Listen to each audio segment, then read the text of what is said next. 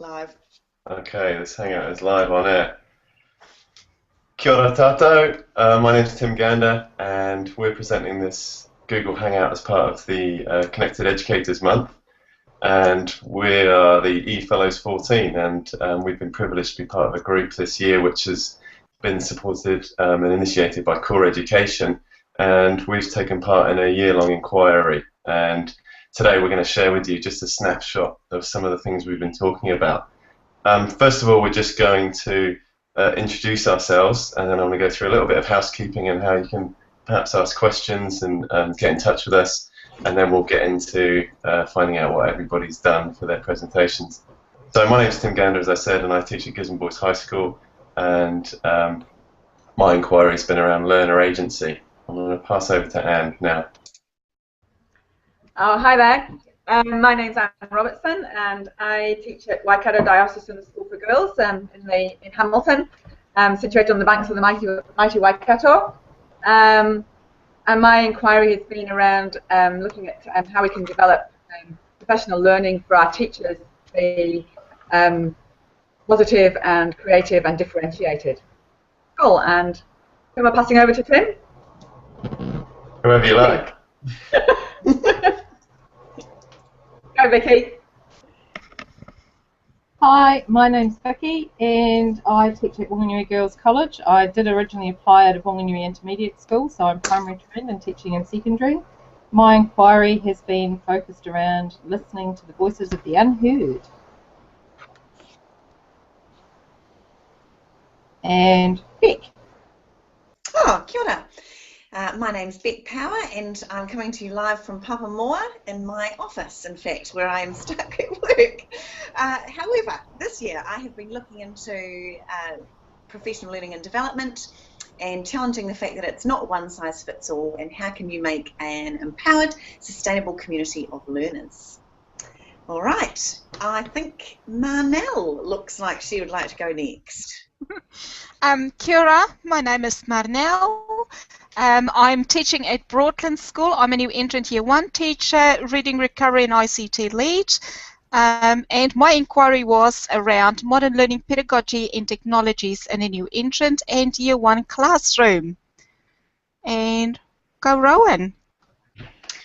Hi, I'm Rowan Teigel, and I'm from Cambridge High School and currently speaking from Hamilton, and my inquiry was around empowering gifted writers through an e-learning approach and promoting their agency. So I guess I'm heading to Ben.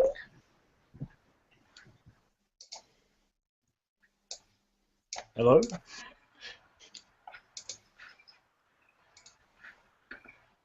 Just waiting for my turn. Okay, I'm Ben Britton. I teach at Wellington High School. I was doing my inquiry about 3D printing in schools and how to find a good way to use them that went past the novelty of them. Thank you very much. Thanks, guys. Brilliant. So just look at those little snapshots of where you all are. It's really exciting. Peeping into whatever room you're sitting in. It's a bit creepy, but good. So I'm just going to share my screen quickly, and hopefully you guys can see this. Just give me a shout out, fellows, if you can see. Yep. See the slideshow. Okay. So on there, anyone who's watching can see there's a hashtag eFellows14, and at any stage, if you'd like to ask a question or perhaps just say that we're really boring or a quick shout out, just use that hashtag eFellows14, and we'll try and follow that up, or at least tweet back and have an opportunity to try and keep that going. There's a lot of confusion about what the fellowship is, and we were just going to talk about it for 1 or 2 minutes. And this year it's been 7 of us, a group of teachers from around New Zealand, which were selected by Core Education to work with Dr. Louise Taylor and Dr. John Finauti from Core Education to look into inquiries which pursue transformational practice. And we've been selected, and it's been a real honour, to be selected as deeply passionate educators and looking at innovative and effective and obviously equitable teaching practices. So all of our inquiries have gone down those routes, and they've been guided through different visits to different regional areas. We went to Auckland to start with, and then we followed up with a visit down to Christchurch and then to Wellington. And in each centre, we visited the core offices and spoke to key personnel in each location, and also visited some really interesting schools, which we had the opportunity to talk about as a group, and talk to the students and talk to the teachers as well, which made it a really interesting experience and shaped all of our inquiries in really special ways. So hopefully you get to look into all of our experiences today, and if there's any more questions, like I said, just use that eFellows14 hashtag, and you can click on that link or go to the Core Ed site and look at eFellows 2014 for more of our links to our blogs, and also to further links about our inquiries as well. So I'm going to head over to Marnell now, because she's actually got a double date and she's got another presentation to go on and get involved with. And her presentation will unfold in front of your very eyes any second now.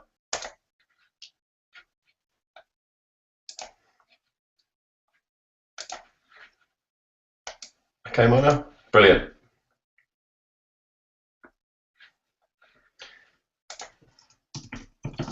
Marnell, your mic's off.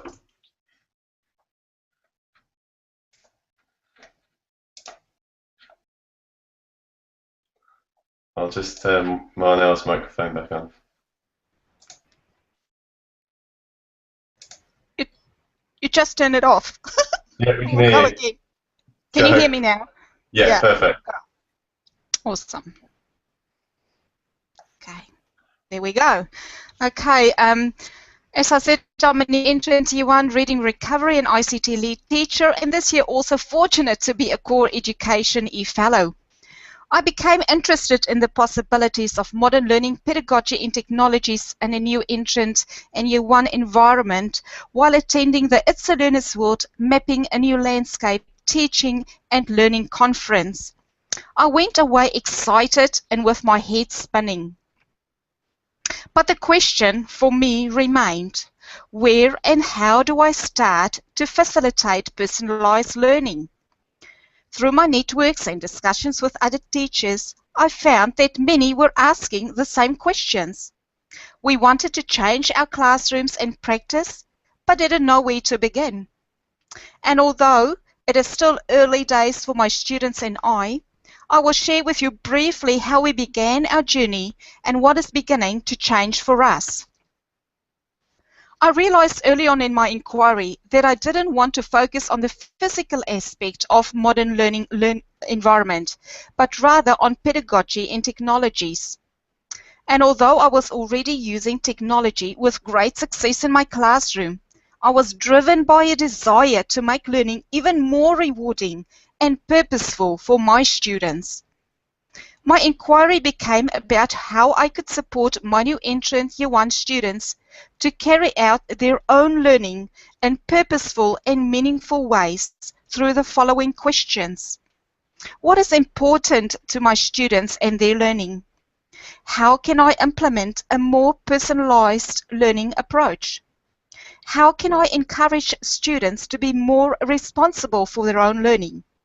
And what are other teachers and schools doing? To explore these questions, I visited schools and talked with other junior school teachers about their journey and how students are responding to this. So what have I learned? Individualized learning is teacher-centric and is paced to the learning needs of different learners. With personalized learning, students take control of their own learning. It is paced to learning needs and tailored to the learning preferences and specific interests of different learners. ICT can be a wonderful facilitator for this. I'm still moving between the two as we try things, and my students give me feedback, and we learn together. I am mainly working in the area of supporting students to take more responsibility for their learning and how to make choices. I started here because if students don't own their learning and know why and what they should be learning, then what is the purpose of learning and coming to school? Some of the ways I have supported my students to make choices about their learning and what I am doing differently is I'm giving them a choice of how they want to present their learning. They can use the iPads or notebooks to publish to their personal blogs. In maths recently, some students use either Explain Everything or Doodle Buddy to demonstrate their learning. I give them the choice of how and what they learn after working in a reading or maths workshop with me. It is for them to choose where they go next to learn and what technology or not they will be using. Some even choose to work on their individual learning plan on our class wiki. To encourage students to be responsible for their learning, I found that they need to know that there is a purpose for every learning. I will ask them, for example, why are you learning subtraction? How will you use it? Students know they have to share with peers, family, or the teacher. That helps them to have an end in mind from the beginning. This gives them accountability as well, because if they have to share their learning with somebody or reflect with the teacher on how that activity on the iPad went, then they will have to have done it. Is this working in our learning environment? Definitely. I will now walk into class after lunch and the students will be engaged in a learning activity without me telling them what to do, whereas earlier they were just sitting on the mat waiting for me to direct them. Students are happy to take risks and know it is okay to make mistakes. This is how we learn. So where to next for me? I will be looking at introducing students to have flexibility to timetable things at any point during the day. My aim is that some students will be working with me, others will read, write, or do inquiry research. They will have even more choice and autonomy to do things when best suits them, which I think would be quite exciting for the 5-year-olds. I will inquire into how to plan for personalized learning using solo taxonomy. I will listen to the student voice more and plan together. And I will definitely also be looking into the theory and practice of universal design for learning. For me, this year's e-fellowship was an inspiring year of challenges, research, learning, and laughing.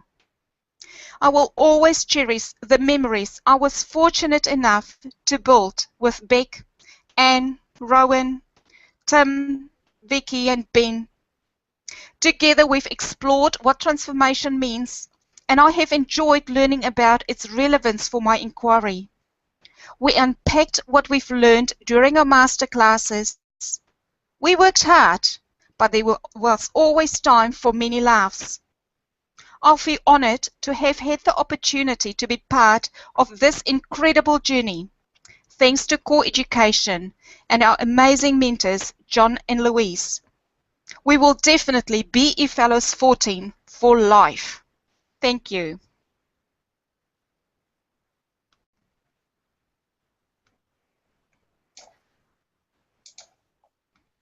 Brilliant, thanks Marnell. Vicky's up next and she's just about to share her screen. You alright, Vic? Just about. Brilliant, we can see that. Right. You want me to hide that? Okay, am I away? Yep. Alright, so my inquiry was listening to the voices of the unheard, and this is a very brief synopsis of my eFellows research year. And just to reiterate what it was that Marnell said, it has been an awesome year with lots and lots of learning, lots of new friendships, and lots of new development in my thinking. My first thoughts as I went into the eFellowship was that I was going to make the teachers that didn't want to take on e-learning do what it was I wanted them to do.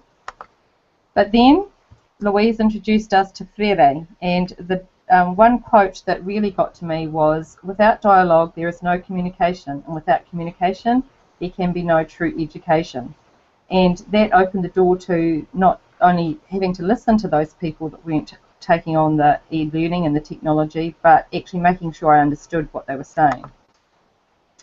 So the dialogue opened, and I asked the questions of, what was your computer experience? How do you like to learn? What concerns you most about the changes you're expected to make?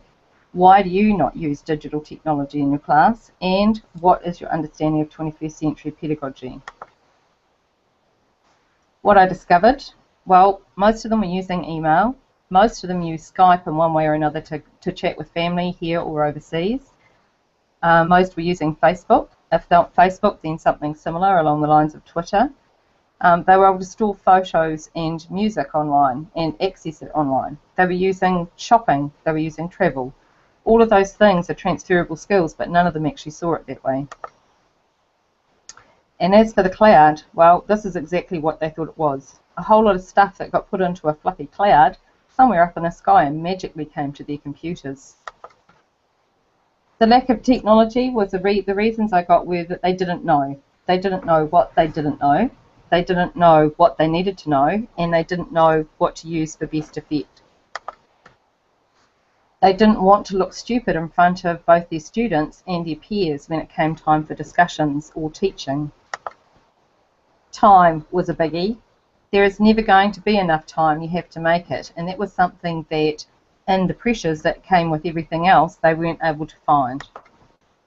Infrastructure failures. The schools that I spoke to both had varying issues with infrastructure, and often it would be down to the quote that I've got here, that someone may have stepped on the crack on the sidewalk and that's why things didn't go. The rapid change. When the winds of change are blowing, people build walls, others build windmills, and these were the wall builders, so we had to find out what it was we were going to do to change them into building windmills. Here's all the planning, we've done it, it's organised, we're ready to go, and then things go pear-shaped anyway, so I can't find how the animations work on my PowerPoint and things like that were happening, so they gave up. And the biggest was that under pressure they reverted back to what they knew. They didn't stick with the new technology they were being taught and learning, and they actually went back to what it was that they had always done. What to do to help, that became a big question. Some of the teachers that I spoke to asked to be put, preferred to be put into small groups. Some preferred those small groups to be of the same ability level, and others talked about having varying ability levels so that then they had someone other than just a facilitator to actually go to. It depended on who the person was. A buddy teacher. Often they saw the person who was in charge of e-learning as a very busy person and didn't want to disturb them because their needs seemed so great to them. But having a buddy teacher that they knew they could approach was always going to be a big thing for them as well. Small steps at a time. So, and often the smallest step is actually the one to get going, but not having huge chunks of things thrown at them in a staff meeting, but the small bits that they can actually get going on. And that follows on with show me, let me play, and then I'll come and see you if you need to show me some more again. They wanted things that were going to have an in-class application, not stuff that was airy-fairy, when am I ever going to use it. If they could see how they were going to use it with their students, they picked it up rather quickly. Reference material was also asked for, so gathering up things that could be used in video format or in written format, and if it was written format, to have pictures and things with it as well. So that is, in a nutshell, my eFellows year. And I have really enjoyed talking to the teachers. It's only part A of the project. I've got part B, which is the action learning stage, coming next, and it's basically giving the teachers agency into their learning. And that's me.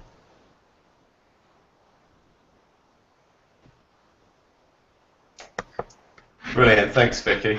It's been really good actually, because I haven't had a chance to listen to anyone's presentations because we've always been in different spots and pieces, and we've only really just seen little sections of it. So that's awesome to be able to see it in its condensed 5 minutes form.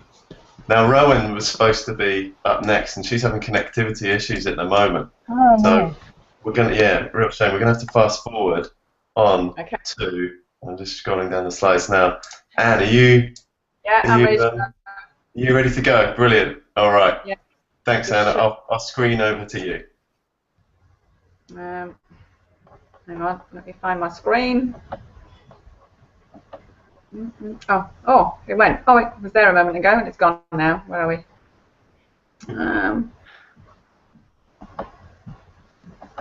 Need to Anne's share. right now at school.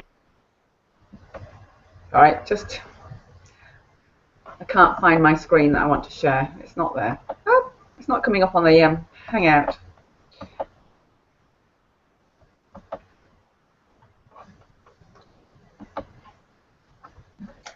Yeah, we can see that now. That's good. Cool. Okay. Yeah, brilliant. Awesome. Right then. So, hey, my fellowship inquiry looked into how we can encourage teachers to embrace professional learning in the same way that we expect our students to do. And one of the key things is that our school vision is to prepare confident, resourceful and resilient young women to make a positive difference in their world. And my question was, well, how can we expect to do that if we're not confident and resilient learners ourselves? So professional learning is often a one-size-fits-all, as Vicky has already said, and in fact it suits no one. So I had my own ideas about professional learning, but I wanted to find out what other teachers thought. So I sent out a survey asking people how they learn, and I also listened to the stories of some of the teachers in my school. So according to the survey, the key motivation for learning comes from passion and curiosity. But the key motivation for professional learning is slightly different, and that comes from getting better outcomes for our students and to improve our practice. But the motivation the thing that was interesting and curious to me was that fear was also mentioned, and that was odd because lots of the people that I surveyed I think were probably very motivated people, and so it made me wonder how many other teachers who didn't answer my survey might also be motivated out of fear, which is quite an interesting thing. Of course, as Vicky already said, the biggest barrier to learning is time. And not just how much time you've got, but the timing of professional learning, when it is and how long it is and how it's managed and all those sorts of things. And then one of the other things is the fact that people feel overwhelmed and they don't know what they're doing and they feel stupid and they have a fear of falling behind and a fear of not being able to move forwards. And that's one of the problems when you do feel overwhelmed. You don't learn very well. And one of the teachers I talked to actually said that she isn't a good learner under pressure and it makes her really, really fearful. So my question was, how do we encourage people to face up to those fears and take that first step to conquer their mountain? One of the teachers I talked to says that taking the time to write a journal to reflect on her lessons has been important in her transformation. But she says that the practical professional learning sessions we have on Wednesday afternoons and the reading that she does and the videos that she watches in TED Talks have really been invaluable to her. So what did teachers say? Well, again, mirroring what Vicky said, teachers like to be able to discuss. They want conversations with their peers. They want the opportunity to talk and share their practice, both in formal sessions and in informal sessions. They also want practical sessions and things that are relevant and have something that they can take away to use in their classrooms. And they want to choose for themselves what to engage in. They want time for reflection, to inquire into their practice, and they want to be inspired. And we all enjoy learning from our peers as well as from experts, and we want to have our thinking challenged and extended. I think one of the really key points was made by one of the respondents to the survey when they said that professional learning offers lots to inspire, but being able to develop the necessary skills to transform is the real problem. And so I think that our professional learning programs have to incorporate that ability to be able to differentiate and to provide programs for everybody in the way that they learn. So I asked 3 colleagues who teach in different areas of the curriculum what they've gained from their professional learning and how it's transformed their practice. And I chose them because they were 3 people who were quite nervous about using technology, and over the last couple of years our blended learning, our professional learning has been around blended learning. And I think they epitomise Stephen Covey's 6th Habit of an Effective Learner, which is opening their minds and hearts to new possibilities. They are passionate teachers with a motivation to do the best for their students. They each have different perspectives for learning, but they have come to the point of understanding that change is necessary and they were ready to move away from their comfort zones.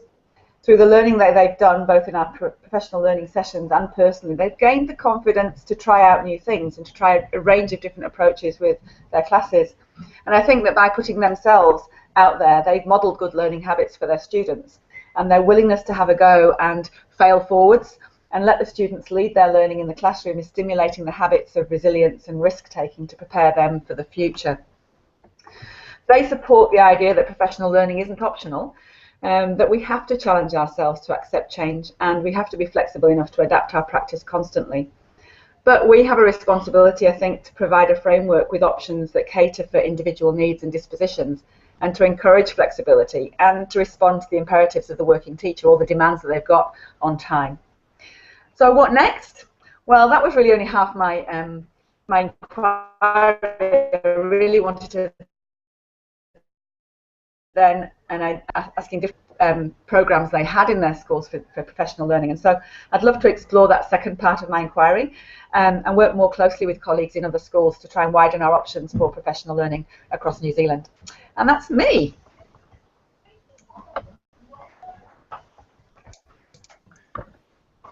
Okay. Awesome. Thanks, Anne.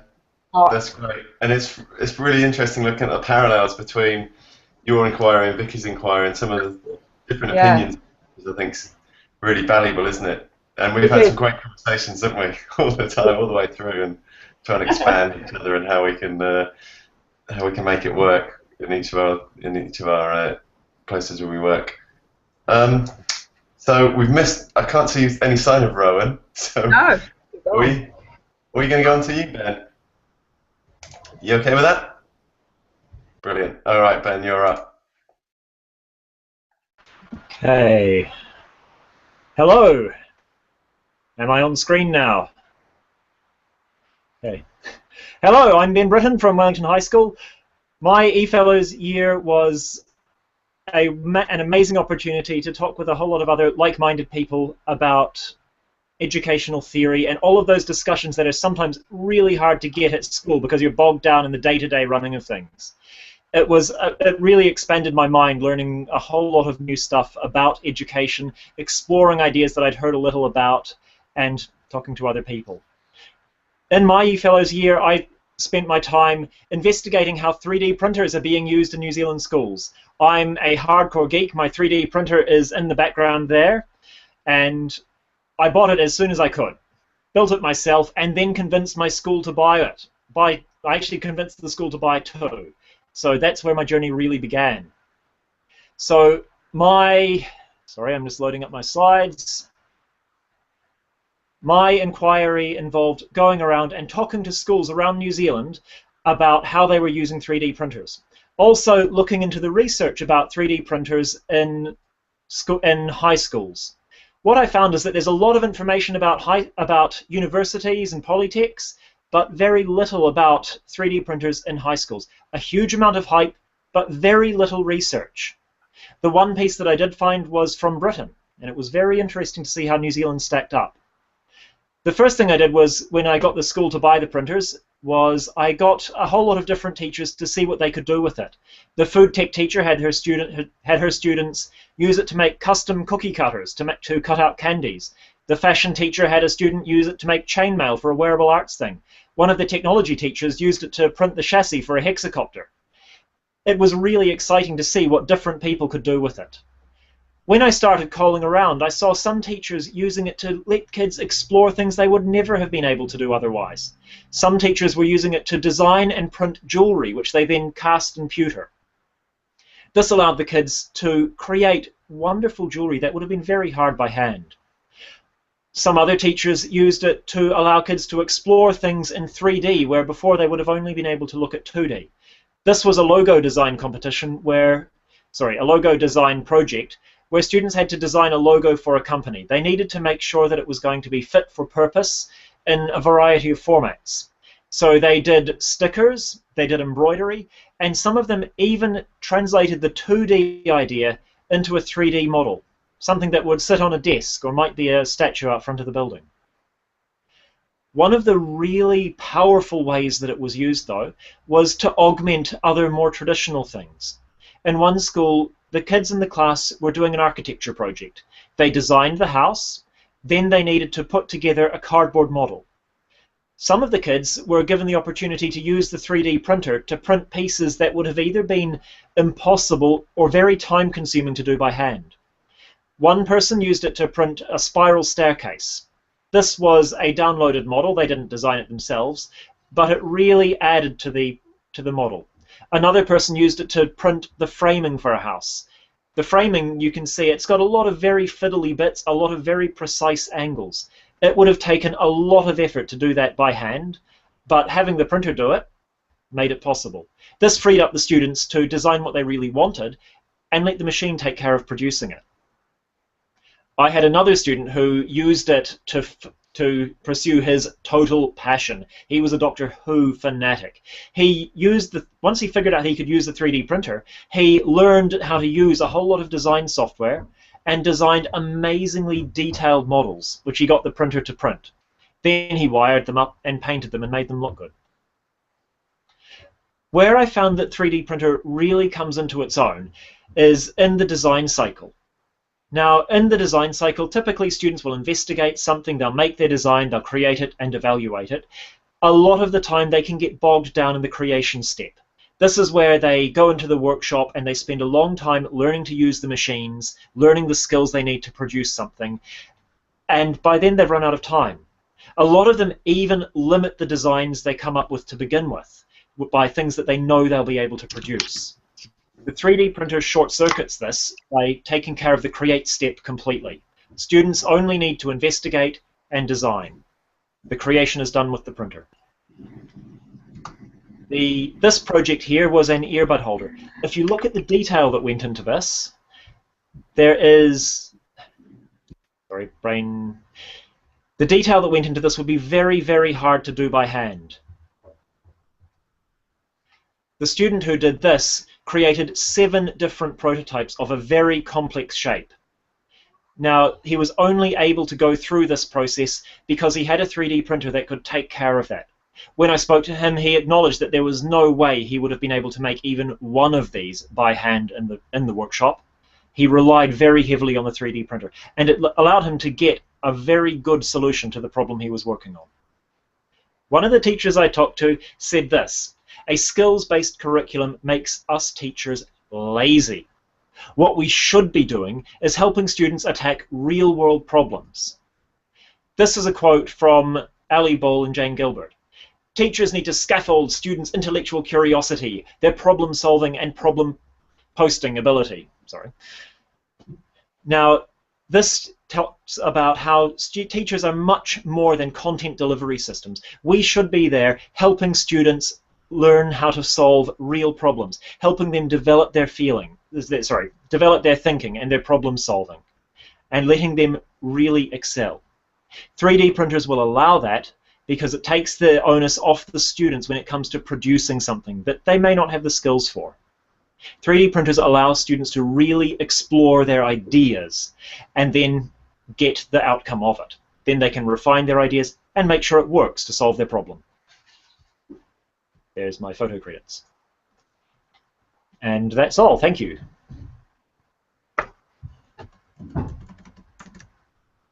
Brilliant. Thanks, Ben. We had a little bit of an issue with your slides in the end, and there was just a black screen and an arrow, so I've just tried to keep up with you and work out which slide we're on. But I think we did it, and we got the gist of it across. So that's good. Okay. Now we've got Rowan now. So are you okay to go, Rowan? Sure. I'll just get onto my. Here we go. Share my screen.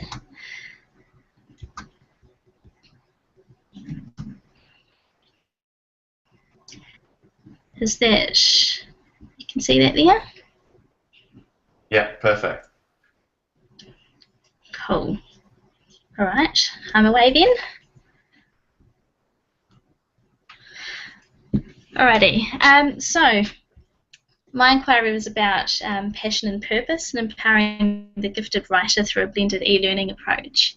And you know, I first of all, just introduce myself a little bit. I'm Rowan Teigel. I'm a mother, an English teacher, a writer, an ultimate frisbee player, and I was really excited to undertake my research as an E-Fellow this year. My inquiry was based around my Writers Masterclass. It was a multi-level group of 10 gifted writers who meet weekly after school to share their writing, do workshops with guest writers, and enter competitions to get their work published. The group has been running since 2009, and the structure I'd been using had been quite successful. Students would meet, share their writing, participate in feedback sessions, and they'd explore different styles of writing, try their hand at them, and repeat the cycle. Since progressing through the group, I've had graduates go on to study writing at Waikato, Victoria, and Auckland universities, and also go on to get published, which has been great. But yet after my first few weeks this year, I knew something had to change when I had students arrive and sit around the table and wait expectantly for my instruction on what to write and how to write it. And I think too much safety and certainty had bred complacency and a loss of resilience when these guys were faced with challenge. So I said we were going to shake things up this year and threw the doors wide open to ideas about what the students would like to achieve through the group and their writing. And as you can see in the brainstorm, I found I had a group of activist writers on my hands. Part of their challenge and their own inquiry was to break the stigma associated with writing in their peer group. We set up a Facebook group for their communication, and I opened up all the editing rights to the group's website. And their plan was to promote their spoken word poetry through social media and create a visual campaign to reinvent the image of writing. And then nothing much happened. And after a few surveys and interviews, the group sat down together and we had quite a revealing discussion. They were used to having teachers organise everything for them and protecting them from failure. In the usual time pressure courses, there was little wiggle room for experimentation or trying something a variety of different ways. What came through for them was that they were struggling transitioning mindsets between the highly structured traditional classroom and arriving in the flexible transformative model of masterclass, and they're struggling between those two. One student said, they think they want that, it can be hard because you've been in that traditional environment. Like in a classroom, there's usually just a teacher and you're given the instruction, you're given the direction, you do what they say. Like, that's why I like this group, being free to decide. But I think we just get a bit nervous because we think, should we let ourselves do that? Another said, ever since we started school, we've been told if you do what the teacher hasn't told you to do, that's bad. And don't do what the teacher hasn't asked you to do yet, because you'll get in trouble. So we call this learning limbo, wavering between the pull of the challenge and freedom of the transformational and the draw of the predictable, familiar, traditional, and fear of taking risks with uncertain outcomes sort of immobilise them. And I pointed out this was their opportunity to learn what they wanted out of interest's sake, to experiment and ask their own questions, that they're in danger of reproducing their own pattern for an unflattering one-size-fits-all murmur of regret. There was this light bulb moment. And the result of this particular 1 hour discussion was that students were able to now recognise the signs of slippage into non-agentic behaviour in themselves, often a result of being in a physical, traditional school environment all day, and reset into a more open-minded, risk-taking mindset when approaching their writing and masterclass. They found they could still be autonomous and use their agency within the traditional environment once they're aware of it. So after stalling for a little while, the students were back on their mission, and latest projects have been 3D printed poetry, writing their own blogs on our website, and their first book is coming out next month. So for us, Where to Next is, I'm aiming to build our online presence in Writers Masterclass and conducting hopefully more of these Google Hangouts with other school writers groups. We'd like to run a conference of young writers. And next year I've got a Year 9 BYOD class, so I'll be having to put into practice all of this transformational teaching and learning and research and skills that I've learnt this year. So it's been an amazing year for me, and I'm just really grateful for having had the opportunity. So that's me. Amazing. Thanks, Ryan. Cool. I know your 3D printed bracelets could have been a whole year's worth of e-fellowship in itself. You and Ben did an amazing collaboration on that. I thought that was so cool. It was amazing. It was awesome. Yeah, it was good. I'll talk about mine now, and just give me a second while I can click on my screen sharing buttons. Can you guys see my full screen, or is it just some of it? Anyone help me out? Any noise out there on the internet? Can you see everything or not? I can see you. I can just see you. I'll try it again. I No, can don't see want you to too. Great. Entire screen. Here we go. All right. How about now? Is that looking a bit better? Black screen? Black screen, loading. Yeah, loading. Loading. All right, should be going now. Yep. Yeah, but With it, good. Okay. All right, so I'm going to talk a little bit today about the journey I've been on this year with my students and how we've tried to reimagine agency, or learner agency, in a traditional setting. And I say it's traditional in the sense that the school I teach in is over 100 years old, and we haven't got beanbags all over the place. But the school and the leadership have been really supportive of allowing me to attempt and modify my teaching practice in an innovative way. So anyway, this is a picture of my son, and this is where the journey begins. And he's the learner that I know the most about, and he's been the catalyst for a lot of the thinking I've done this year around learner agency. And this picture is actually the morning of his first day when he started into our official education system. And I saw him struggle with the transition from ECE to primary school, and that immense excitement of building up to the start of big school, and everyone's bigging it up and saying, yeah, you're going to school. And I mean, that slow realization that it's not that self-paced and agentic experience he had in ECE, and it's no fault of the school he's in, and it's just the way that the system is, I think, in a lot of other schools. And many of the teachers will say that assessment gets in the way of agency beyond ECE. But I know how hard it was for my son, and I felt he was losing his spark and his motivation. So I really wanted to see if I could walk the talk, and with the pressure of assessment in a level 2 class, see if it was still possible to foster learner agency.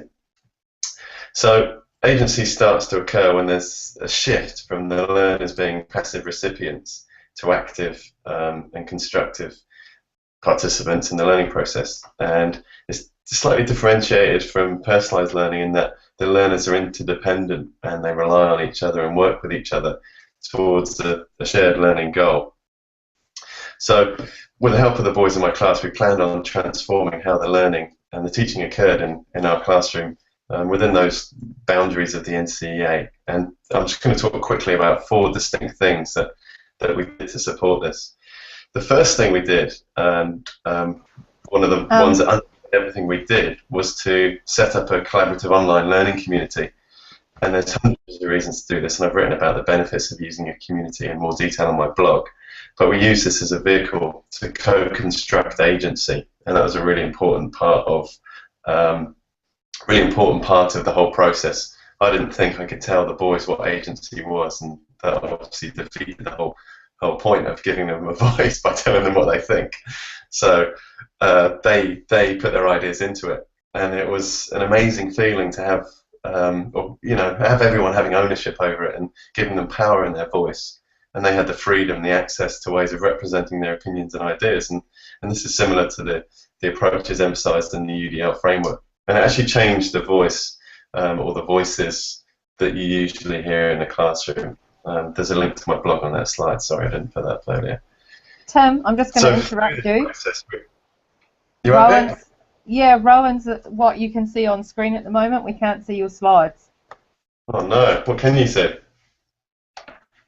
Apparently everyone else can see Rowan. Oh, I know why.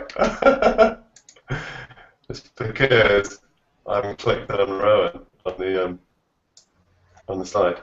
Sorry, Rowan, that's me. That's good. I know everyone can see the big tunnel from my slides. That's fine.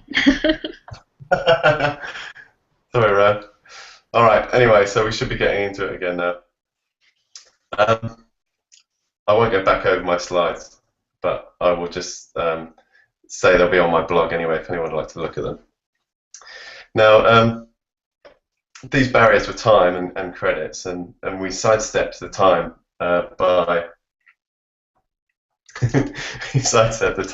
by working through interval and lunchtime and delving into 20% time, and this was supported by the learning community which we created, and that was related to the internal assessments, and the boys had to show what they were doing in this free time, and although this was mainly selfies of them lifting weights, it was engaging and motivational all the same. The next thing we did to do with working around the boundaries we had was we looked into how we could work with the internal assessments. And the NCA internal assessments are really amazing, I think, and flexible. And I can't emphasise enough how lucky we are to have them in New Zealand, allowing us autonomy in the way we construct the curriculum. The boys had access to all the internals in a shared folder, and they could comment on them through Google Docs. And we also used a form with the results embedded at the bottom, which allowed us to crowdsource potential modifications. And I've done similar things, and there's a link to that on the blog, which on the slide, which you probably now can see, hopefully. The third thing we did was the anchor, which we created, which outlined our plan for the year and divided it up into modules and all the modifications we made to the internals. And these modifications allowed the students to literally touch and be part of the real things that are authentic to them and allowed them freedom and specialization. And the final thing which we put in place to try and enable this agency, but also allow some scaffolds, were these flowcharts where they decided and worked out where they'd like to, which area they'd like to pursue, essentially creating their own learning maps. This was my attempt to allow them autonomy as well as providing that scaffolding so they wouldn't fall through the gaps. So after a bit of feedback from the boys, there seemed to be this underlying tension in allowing the balance between agency but also being told what to do. And there was a sort of constant pull between having their own freedom, but they didn't really like thinking about having their own freedom. And this wasn't the case for all learners. Some boys just ran away with it, but others struggled a bit more. I was conscious that by supporting these students too much, I was taking away their agency. So we created this other document called Falling Through the Gaps to support those boys in the process of planning and managing time. And this really was instrumental in helping those boys who struggled to find the motivation to avoid the digital distractions in those online environments. Another thing that was worrying me at this point was the depth of academic rigor I was enabling the boys to delve into. And I was thinking, was I spreading myself thinly as a teacher to allow the boys a wide choice, and was this acceptable? I also wanted to know if some students were unresponsive to agency because they had not had the opportunity to exercise it in their educational lives, or is it just too hard to have agency and it's easier to be spoon-fed the learning? So we met up with the fellows, and this isn't a picture of the fellows, this is Ben and John. This is two old Greek men. But I felt really confused and torn, and I didn't know whether I was doing the right thing. And we had this discussion around, are they exercising agency by not wanting anything to do with it? And we kind of had to break it down again. And the bottom line is that agency requires you to make choices in a way that make a difference. And this making a difference is the reason why we're teachers, I think. Overall, fostering agency and just integrating that into our class allowed that extension and depth for all the learners who ran with it, as well as an authentic and engaging experience, and enjoyable as well for most of the boys. However, I was aware that some of the learners still needed plenty of guidance and support on how to be self-motivated and self-directed in that agentic online environment. And again, I think it really comes down to knowing the learner and fostering whanaungatanga and positive relationships. There were two resounding comments which echo through some of the feedback which I had, and it made me feel like we were on the right path and doing the right thing, because these weren't specifically about passing the year or gaining credits, and these comments came from boys who you'd call at risk, were generally switched off from school and had a low regard to it. It started getting me thinking about the bigger questions about why we're teaching and how we're going about it, and how that agentic approach made the school a better place for those boys. So I've just kind of tried to summarise, and I know you couldn't see the slides at the start, but hopefully some of these points are things that you can take home or to school. And generally in the end, I think as a teacher, you've just got to listen to that voice in your head and decide what's best, and try and identify those boys or learners which an agentic approach may not work. But if you can engage those voices of all the learners on the journey, I think you're not only going to be able to extend more and empower the ones that don't always have their say. And I think that's the important part, whether it's in their own lives at home or in their relationships or in their school life. We've got to give the learners that opportunity to do that, because that's what they're going to need to do beyond school. And I think that's more the reason we work in education. And in that way, it's potentially transformational for the learners and their engagement in not only school, but in society. So this was a cyclical process, and I ended up having more questions when I finished than I did at the start. But overall, I did discover that teachers in traditional schools can make a difference, and are making a difference in fostering a culture of learner agency, regardless of the environment. And through e-learning, we've got the ability to listen and support that every single day and engage the learners in a wide range of ways. So this is how I'd like to sort of move this on, and as many of the E-Fellows, we've developed this real thirst and passion for finding out and trying to find answers, and probably more questions really about what we're doing in the classroom. Apologies for not being able to see my slides. Now, Beck, are you able to talk? And I'll try and get not Rowan's face on the screen, but your slides. Yes. Great. I couldn't do two things at once. That's me multitasking. I couldn't talk and work a computer. So, are you going to put my slides up, Tim, or do you want me to share my screen? Yeah, I can. Sure, of course I will. I'll do that now. I can do that. Okay, that's a bit exciting. So, here we go.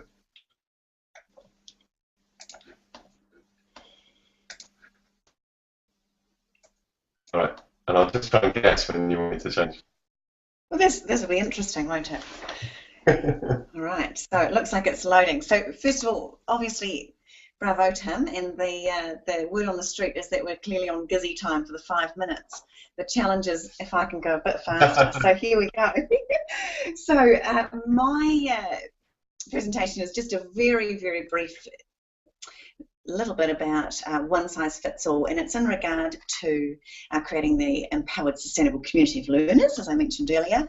So during my presentation, I'm just going to talk a little bit about how I dared to challenge the traditional primary school staff meeting.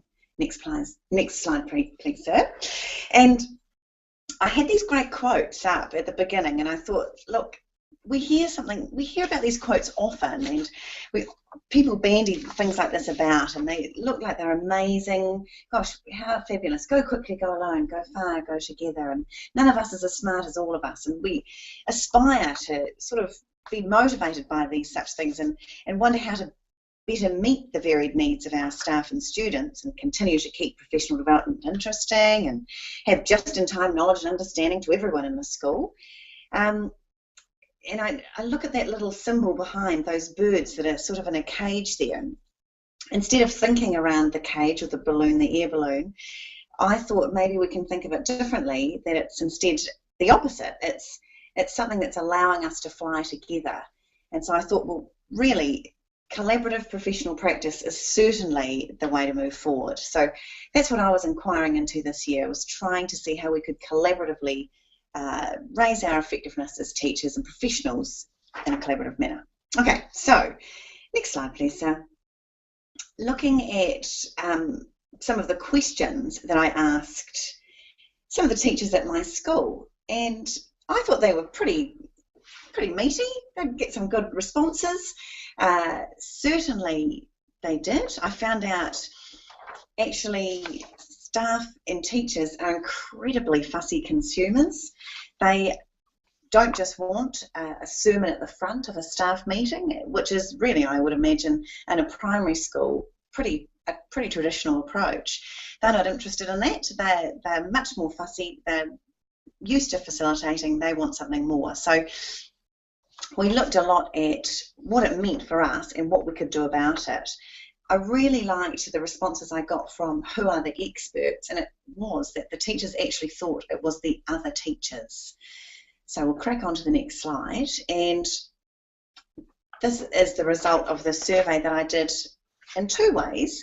I gathered information online as well as to the teachers in my own school. So hopefully you can see that blue screen. I don't think, just go on to the next one, Tim. Okay, cool, thank you. So the blue screen just talks about the different data that I got back, and that was once from the teachers that I emailed. Again. No one can see the slides again. I think someone's following Twitter. Is that going all right now?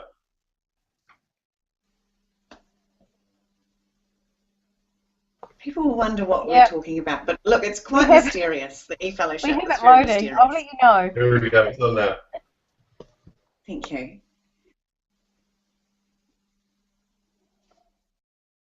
Are we ready to roll? I'll carry on.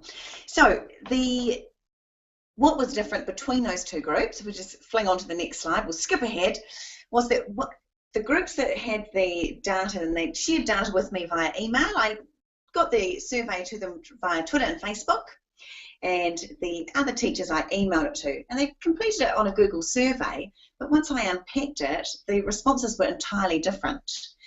So the people that had responded online really did do most of their learning online, and they also thought that term breaks would be a good time of year to do some professional learning and development. The teachers that I emailed it to thought before and after school, thank you. They were certainly not interested in coming to school on a term break. I think certainly when we were talking about this at ULearn, it was for sure pretty obvious that all of those teachers were doing PD during their term break. So you can guess which colour they would have fitted into. Any hoodle. Crack on then to the next one, Tim. So we tried to launch forward and try out some sort of needs-based professional learning and development. So I was lucky enough last year to go to a masterclass with Mark Osborne in Nelson, and he talked a little bit about what effective professional learning and development was, and he created these great statements. So we unpacked those back at school and thought what that might mean for us and how we could perhaps provide that. So if you have a look at the next screen, we devised a workshop system, which meant that people could do a bit of both. So you can, not only could you use the centrally funded PLD, which I'll just touch on if I get two ticks at the end, but you'd also get to attend things that you got to choose. So it wasn't necessarily just what the leadership team at that school had decided that you needed to go to. Actually, you could design your own workshop, facilitate your own workshop, decide what facilitate even meant. For some people, it's sitting around having a discussion. For others, it's a pre-designed proper presentation. So if you just look at the next slide, it's a very brief example of just a snapshot from our staff planning around what their needs are going to be. And this is from a term, I think, ago at my current school, and teachers were saying, this is what I want workshops on. And so what the facilitators' challenge was actually then was, what are they going to design really around meeting the needs of those staff? And that's been an incredibly challenging process to do. So in a school, in a primary school specifically, on the next slide you'll just see, there are some things like centrally funded professional development. This year at our school we've had science, and we've also had some Te Reo Māori, and we've also had some behavioural support. But we always know that literacy and numeracy, specifically writing for us and maths overall, are going to be a priority. So we run 4 workshops a week at the moment. And here's just 1 week's to share. So there's a writing workshop, there's a maths workshop, there's a Te Reo Māori workshop, and there's a Google Apps for Education workshop. And teachers opt into whatever it is that they would like to go to. After that, you'll notice there are a few names highlighted. They share back, we all come back together as a staff, and they share back exactly what it was that happened in that session, and perhaps what the people that weren't there missed out on. What that does, of course, is it encourages people to ask that facilitator to run it again, or maybe even ask them to record it, which is something we're thinking about in the future. All right, I'm going to swing right to the slide 105, please, Tim, because I know we're really over time. So I'll skip out quite a little bit there. And just thinking about our future considerations at the moment is having a look at what teachers are actually going to do next. So what are we going to do in schools? Obviously, there's a lot, sorry, people are leaving my school, just waving goodbye. Teachers are certainly looking at what they're going to do next. Do we have to be on a pre-designed journey, or have we got the rocket ship? Hopefully you can see. No, if you just move to the rocket ship. Thank you. Fabulous, there we go.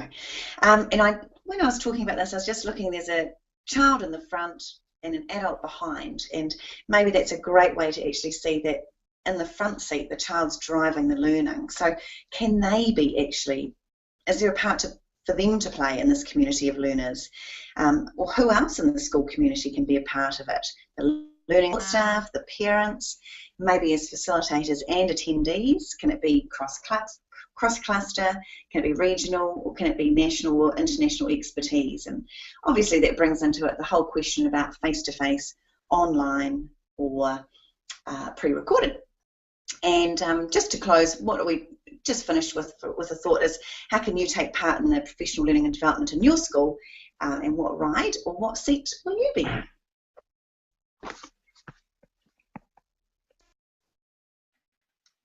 Awesome, brilliant. Thanks, Beck, and apologies again for my brain melting at the start of that and getting confused with putting Beck's screen up and my screen up and Beck talking, and yeah, big fail by me. I'm sorry about that. But I'll close off, and you're right, I was on Kizzy time, and I did go on a little bit. But I just wanted to finish this off, and if anyone else wanted to jump in as well, you guys obviously turn your microphones on and can jump in there too. I'm good at that. Yeah, well, I think we all are. I was just gonna sort of really pass the baton over. If you guys, can you let me know verbally, because I can't read my Twitter and look at the messages at the same time. Can you see my screen now? Yeah. Yes. Great, brilliant. You know, I think all of us decided that it would be really good to sort of pass that flame on to the 2015 E-Fellows, and they should be up on the screen now. And it was great to see them in that daunting task of standing on the stage at ULearn and sharing what they were going to be researching or looking into at this stage. And for all of us this year, that changed dramatically as the experience went on. But that link on the page to the Core Ed website will take you to their bios and some of the things that they're going to be looking into this year, which are all really exciting. And we've had this butterfly as a bit of an image, and Anne and everyone else thought it was a really good idea to use this as something that transforms, and those eyes, I think, can use all signify all the different lenses that perhaps you can look through on your journey and on your inquiry. And Louise has always talked to us about critical pedagogical theory, and I think this quote really sums up a lot of the work which we've done this year, and can hopefully pass on that sort of new dawn and that next stage and chapter in the book to the 2015 E-Fellows. And I'll read it out. Education either functions as an instrument which is used to facilitate integration of the younger generation into the logic of the present system and bring about conformity, or it becomes the practice of freedom, the means by which men and women deal critically and creatively with the reality and discover how to participate in the transformation of their world. And I think through our inquiries this year, that's something we've always had at the front of our minds, and that's been really encouraged. And and expanded on by John and Louise. So it's been such an amazing experience to be surrounded by those amazing people, and also the rest of the E-Fellows. For me, it's been a really special experience. So if anyone else would like to just close off and say a quick goodbye, I'll minimise the screen.